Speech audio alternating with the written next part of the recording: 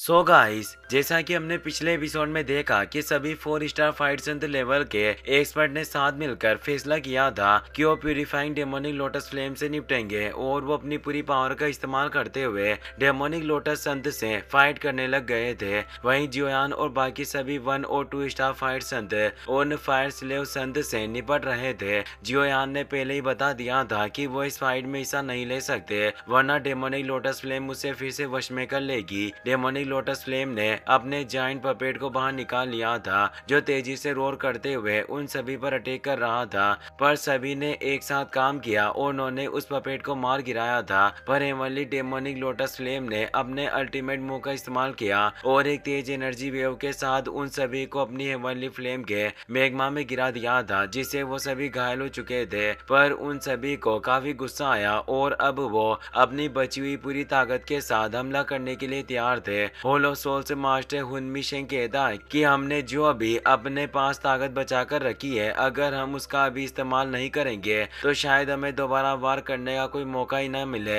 Elder गुनान high भी GN से कहते हैं कि हमें पहले इस प्यूरिफाइंग डेमोनिक लोटस फ्लेम को हराना होगा और वो सभी अपनी पावर को एक्टिवेट कर लेते हैं। डेमोनिक लोटस फ्लेम कहता है कि तुमने अभी भी हार नहीं मानी, लगता है कि जल्दी मेरे कलेक्शन में आज बहुत सारे फायर स्लेव्स शामिल होने वाले हैं। और वो अपने फायर डेमन हेलबर्ट को समन करता है, जो मैग्मा से बाहर निकलकर उसके हाथ में आ जाता है। वो वेपन इतना भयानक था कि वो वॉइड क्रेग उत्पन्न कर रहा था और अब प्यूरिफाइंग डेमोनिक लोटस संत अकेले ही उन सभी के खिलाफ लड़ने को तैयार था और हंसते हुए कहता है कि अब मेरी बारी है, तुम सब लोग अपनी पूरी ताकत से लड़ो और मैं भी अपनी पूरी ताकत दिखाऊंगा। और उसके फायर स्लेव भी पूरी पावर के साथ लड़ने को तैयार हो गए थे और उनकी बॉडी तेजी से ग्लो हो रही थी। और अब वो 3 स्टार फाइट संत तेजी से जियोयान की तरफ बढ़ता है। जियोयान अपनी 6 joint body flowing ruler technique के अंदर उस फायर संत को फंसा देता है। फायर संत काफी कोशिश करता है पर वो उस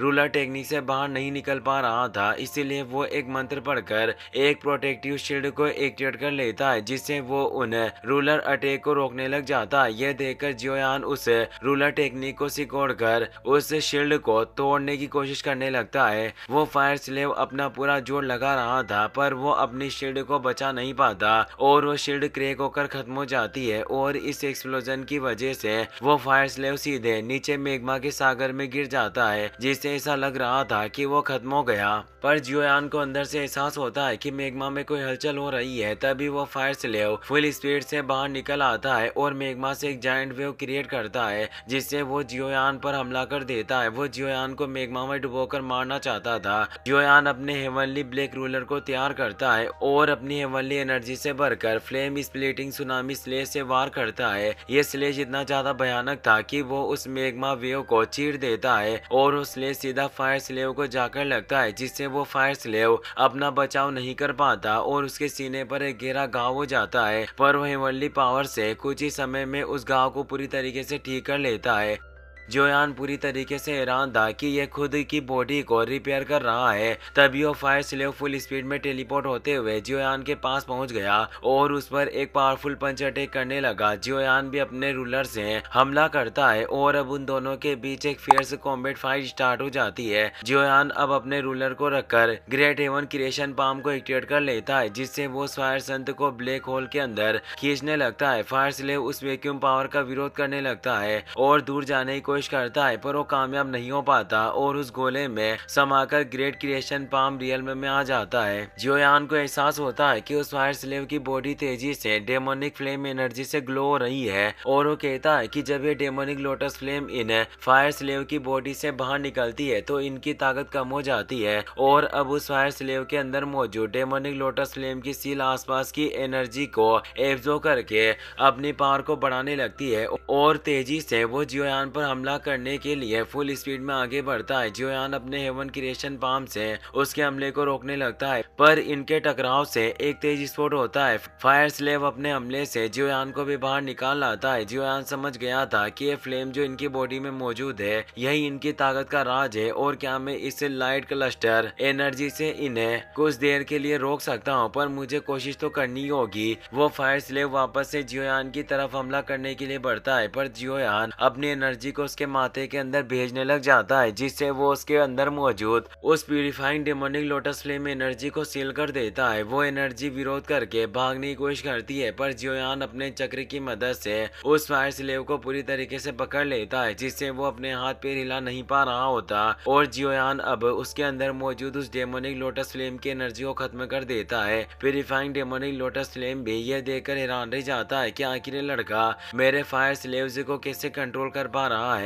जियोयान उस फायर स्लेव को अपने पास स्पेस रिंग में रख लेता है और कहता है कि मेरे तरीके ने काम कर दिया। अगर मैं इन सभी फायर स्लेव को अपने काबू में कर सकूं तो हमारी ताकत कई गुना बढ़ जाएगी, पर अगर ये प्यूरिफाइंग डेमोनिक लोटस फ्लेम पूरी तरीके से आजाद हो गई तो फायर बीट पर से निश्चित रूप से मेरी सील को तोड़ देगा और इन फायर स्लेव्स को ये फिर से अपने काबू में कर लेगा। वहीं बाकी सभी भी उन फायर स्लेव्स से लड़ने में लगे हुए थे। हुओ शुआन अपने 8 वेस्टलैंड डिस्ट्रक्शन फ्लेम का इस्तेमाल करता है, जिससे वो उस हेवनली फ्लेम के आग के गोलों से एक पावरफुल अटैक उस फायर स्लेव पर करता है। वहीं vice hole of souls master और हुन फेंग मिलकर एक फायर स्लेव से लड़ रहे थे। वाइस सोल मास्टर उस फायर स्लेव को अपनी सोल चेन में पकड़ लेते हैं। इस मौके का फायदा उठाकर हुन फेंग उस फायर स्लेव के अंदर मौजूद सारी एनर्जी को अपने अंदर सोख लेता है। जियोयान ये देखकर पूरी तरह से हैरान हो जाता है कि ये लड़का प्यूरिफाइंग डेमोनिक लोटस फ्लेम को सीधे आखिर कैसे निगल सकता है, और हुन फेंग ने उस एनर्जी को पूरी तरीके से निगल भी लिया था और उस फायर स्लेव की बॉडी को दूसरी तरफ फेंक देता है और अब वो जियोयान की तरफ घूर कर देख रहा था। जियोयान सोचता है कि इसने हेवनली डेमोनिक लोटस फ्लेम को निगलने का खतरा मोल लिया। इस लड़के के पास जरूर कोई खास तरकीब है। वहीं स्टोन क्लेन मास्टर ने हमला करके डेमोनिक लोटस फ्लेम को दूर धकेल दिया था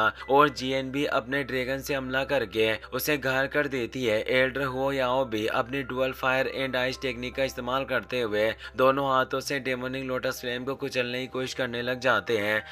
याओ वान गुई इस मौके का फायदा उठाते हुए अपनी बेलों की टेक्निक से बाकी सभी डायरेक्शन से डेमोनिक लोटस फ्लेम पर हमला करते हैं, जिससे वो डेमोनिक लोटस फ्लेम अपने बचाव में एक हेवनली शील्ड को एक्टिवेट कर लेता है, पर वो भी अब कमजोर हो गया था और इतने सारे अटैक का विरोध नहीं कर पा रहा था। एल्डर गुनान हाई भी अपनी गॉड सील से एक पावरफुल सील को क्रिएट कर लेते हैं, जिससे वो अब डेमोनिक लोटस फ्लेम पर सीधा हमला कर देते हैं। काफी मुश्किल से डेमोनिक लोटस फ्लेम उसका विरोध कर पाता है, पर तभी स्टोन क्लेन की एल्डर अपनी स्टोन पावर से हमला करने लगते हैं। डेमोनिक लोटस फ्लेम बच जाता है, पर उसके पैर पत्थरों में जम गए थे, जिससे वो हिल भी नहीं पा रहा था और लेयान लाइटनिंग क्लेन का एल्डर भी अपनी लाइटनिंग पावर से हमला करके डेमोनिक लोटस फ्लेम को घायल कर देता है। जीएन भी इस मौके का फायदा उठाकर अपने स्पीयर से उस पर हमला करने लगती है, पर अब डेमोनिक लोटस फ्लेम के पास बचने का कोई रास्ता नहीं था, इसीलिए वो अपनी लोटस फ्लेम पावर का इस्तेमाल करता है, जिससे एक डेमोनिक लोटस खिल जाता है और नीचे मौजूद मैग्मा भी ऊपर उठने लगता है।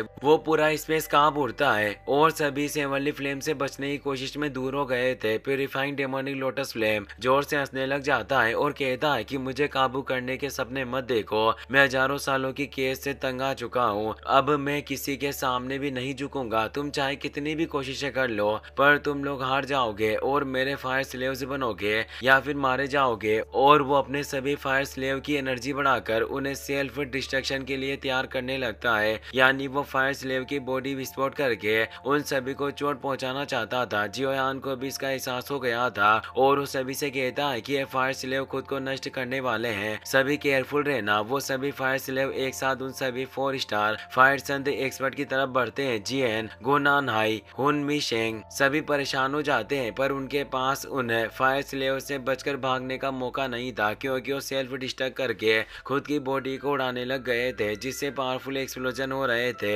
जीएन उस एनर्जी से बचाव के लिए अपने सामने एक एनर्जी बैरियर को एक्टिवेट कर लेती है। बाकी सभी पावरफुल एक्सपर्ट भी ऐसा ही करते हैं। उन सभी ने अपनी सबसे पावरफुल शील्ड को एक्टिवेट कर लिया था, क्योंकि ये आत्मविनाश एनर्जी इतनी भयानक होती है कि ये उन्हें गंभीर चोट पहुंचा सकती थी। जियोयान भी इस धमाके की वजह से दूर हो गया था। हुन मी शेंग के पास भी एक फायर स्लेव आकर विस्फोट हो जाता है, उसे बचाव का मौका मौका नहीं मिलता और वो दूर जा गिरता है। डेमोनिक लोटस फ्लेम पागलों की तरह हंसने लग जाता है। उसे लग रहा था कि वो उन सभी को हरा देगा, पर उसकी बॉडी तभी कमजोर पड़ने लगती है क्योंकि उन फायर स्लेव के अंदर उसकी एनर्जी थी जिससे वो कमजोर पड़ रहा था। हुन शेंग सभी साथियों से कहता है कि ये अब और ज्यादा देर तक टिक नहीं पाएगा और वो रिफाइनिंग फायर हेवनली नेट को एक्टिवेट कर लेता है ताकि हेवनली फ्लेम अपने ओरिजिन फॉर्म में लौट सके। काफी सारी हेवनली चेन बाहर निकलती है और ऊपर एक पोर्टल खुलता है जिससे एक पावरफुल फॉर्मेशन क्रिएट हो जाता है जिससे उस डेमोनिक लोटस फ्लेम पर तेज दबाव पड़ने लगता है और वो डेमोनिक लोटस फ्लेम हिल भी नहीं पा रहा था।